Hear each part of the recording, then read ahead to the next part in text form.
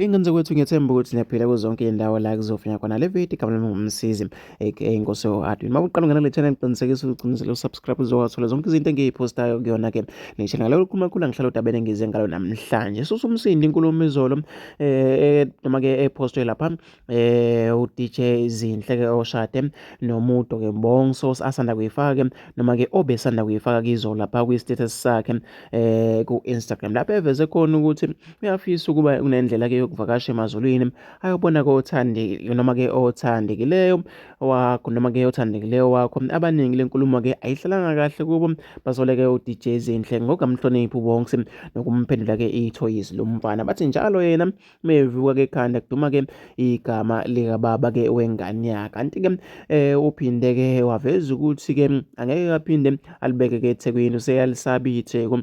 Selokhu-ke kwabulawa aka kuzothatha isikhathi ukuthi-ke avume ukuya-ke kulela dolobha ngoba into-ke eyenzeka kulo yamhlukumeza kakhulu. Ngeke ayikhohle akaqali yena ukuthola-ke ukugxekwa, wake-ke wazivikela ngokuthi-ke ubungane ukhululeke emqondweni futhi-ke uyabuqonda ubudlelwane ayenabo nomufi futhi-ke uyabuhlonipha. Wengane kwethu mina-ke ngizofisa ukuthi ngizwe uvo lwakho nombono wakho nje. Abantu abaningi beboke bemgxeka-ke u-DJ Zinhle nangomunye ukuthi-ke umuntu-ke omfice nengane ujwayelana-ke kabi ngempela. Nangobunye uthi umuntu onengane kumele-ke uhambele kude naye ngoba i-stress sodwa ekuhambeni-ke kwesikhathi. Nangomunye uthi-ke wezinhle anibodedela amadoda meningasawafuni niyeke ukuphatha-ke ngala nangala. Wengane zakwethu ahlala ngapha ku-comment section ngizwe uvo lwakho ukuthi wena ngicabangani ngale nkulumo-ke ka-DJ Zinhle.